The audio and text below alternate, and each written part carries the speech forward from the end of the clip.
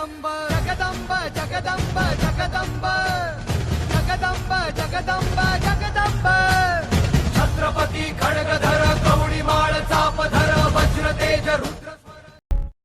Hello friends, हमने देखा रामायण से शिवबा ने क्या सीखा और हमें क्या सीखना चाहिए। रामायण महाभारत हिंदू परंपरा के दो महान ग्रंथ हैं। हजारों साल पुरानी बातों का आज भी उतना ही महत्व है। सिर्फ हमें सभी घटना और व्यक्ति रेखाओं को उस दृष्टिकोण से देखना चाहिए। शिवबा ने बचपन में ही दोनों धर्म ग्रंथों का अध्ययन किया था। उन्हें महाभारत में भी राजनीति कूटनीति सिखाने के लिए एक विशेष व्यक्ति को चुना गया था। शॉर्ट में देखते हैं तब की और अब की घटनाएं।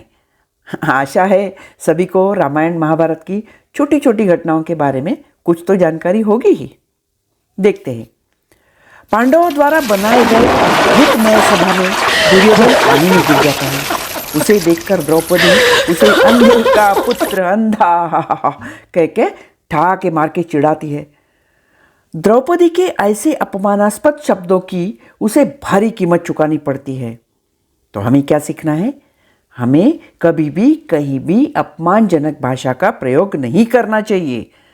हम यदि किसी से गुस्से में या अपशब्द बोलते हैं तो क्या हमें अच्छा रिस्पॉन्स मिल सकता है? No, never. You must use polite language and respect others, then and then only you will get good returns. सामने वाले जो भी करेगा that will be reaction to your action. शिवबा हर एक व्यक्ति के साथ बहुत ही सम्मानपूर्वक पेश आते थे। देखिए, हर एक के नाम के बाद जी लगाते थे, सिंबल ऑफ रिस्पेक्ट। ताना जी, येसा जी, नैतो जी, बहिर जी, मतलब हर एक के साथ सम्मानपूर्वक व्यवहार करना ही चाहिए। कोई समझौता न होने के कारण महाभारत का युद्ध शुरू हुआ।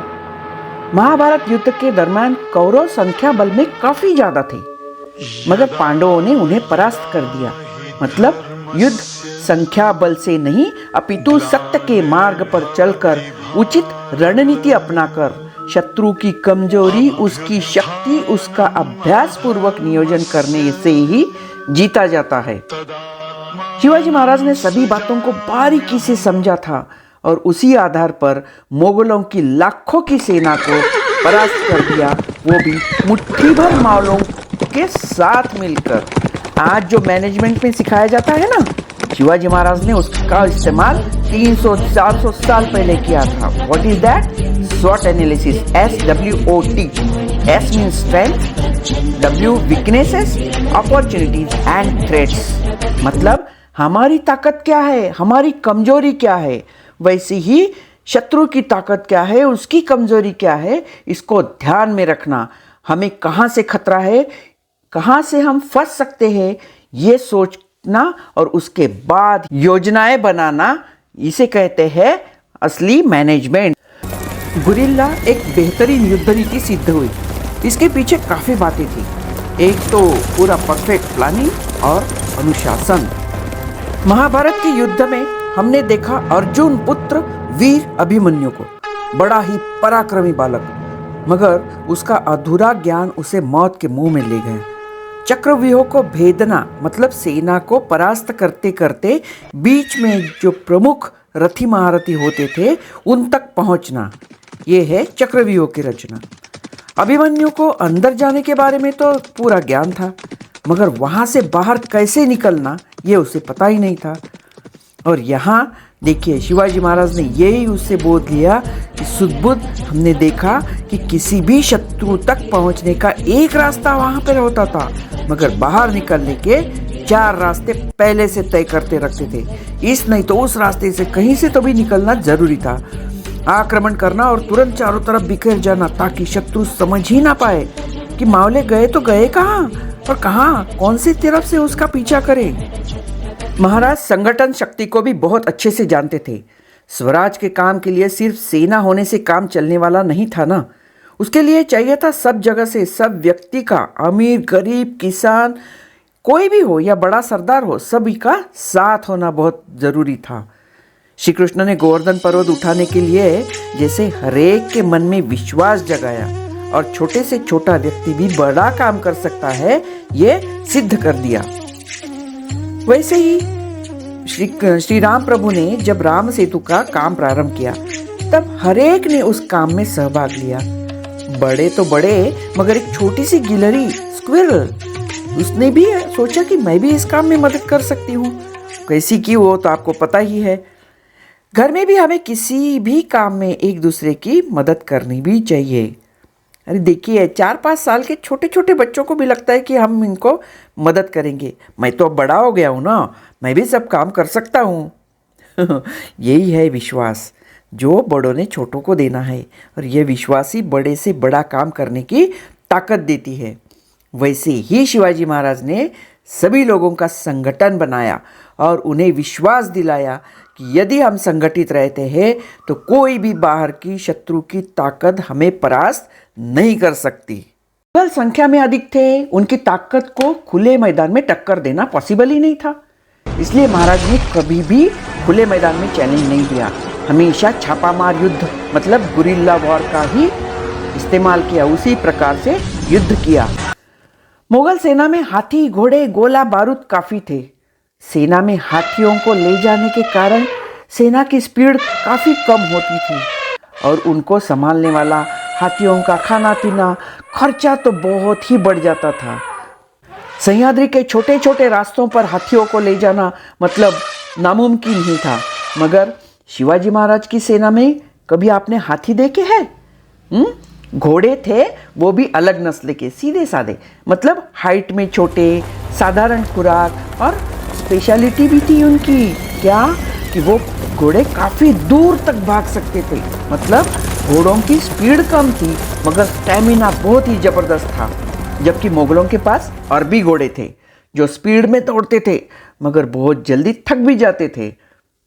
उन्हें खाने पीने में भी चना चाहिए या असली खुराक चाहिए थी, उसका खर्चा भी बहुत बढ़ता ही था। और एक बात, हमारे पास गोला बारूद तोपें ज़्यादा नहीं थी, तो क्या हुआ, जीरो से हीरो कैसे बने देखिए। बड़े बड़े पत्थर ढकेल देते थे किले पर से, उसे देखकर ही दुश्मन सेना भाग जाती थी या तो उसके नीचे कुचली जाती थी। सूखे घास के बड़े बड़े गोले बनाकर आग लगाकर उसे फेंक देते थे सामने वालों पर। जीरो बजट का काम, मतलब हमारे पास कुछ ढंग का नहीं है, ये नहीं सोचा उन्होंने, तो हमारा कचरा भी कैसे काम आ सकता है, ये सोचकर महाराज आगे बढ़े, उनकी सेना आगे बढ़ी। So change your weaknesses to your strength. गलत काम करने वालों को कड़ी सजा मिलनी चाहिए, ये सीखा उन्होंने भीम के पराक्रम से। शिवराय ने जब कार्यभार संभाला तब गांव के एक बड़े ही मशहूर पाटिल, रांझा के पाटिल, पाटिल मतलब मुखिया, ने किसी औरत को परेशान किया। राजा तक ये बात चली गई। महाराज ने तुरंत ही पाटिल को दोनों हाथ और पैर काटने की सजा का आदेश दे दिया। गुनाह करने वालों को कड़ी से कड़ी सजा मिलनी ही चाहिए ताकि कोई दूसरा ऐसी गुस्ताखी ना करे। इसके बाद मराठा फौज की तो छोड़िए, मुगल सैनिकों की कभी हिम्मत नहीं हुई कि किसी माँ बेटियों को बुरी नज़र से देखे। हर अपराधी को सजा और प्रजा को न्याय मिलना ही चाहिए, ये होता है सही अनुशासन। न्याय के लिए कभी कभी अपनों के विरुद्ध भी लड़ना पड़ता है, तब मन को कैसे स्थिर रखे ये सीखा उन्होंने पार्थ यानी अर्जुन से। भगवान कृष्ण ने भी गीता का ज्ञान देने के लिए अर्जुन को ही क्यों चुना? क्योंकि उसमें भीम वाला क्रोध नहीं था मगर उसमें थी स्थिर बुद्धि। ऐसे बहुत कुछ सीधी दिखने वाले मगर राजनीतिक शकुनी को भी हमें जानना ही चाहिए। सभी बातों के प्रभाव के कारण शिवबा बड़े होकर एक आदर्श राजा बन सके। अहिंसा परमो धर्मः, धर्म हिंसा तथैव च। हमें सिर्फ आधा हिस्सा ही बताया जाता है, अहिंसा परमो धर्मः। अहिंसा मनुष्य का परम धर्म है, बेवजह हिंसा नहीं करनी चाहिए, बिल्कुल।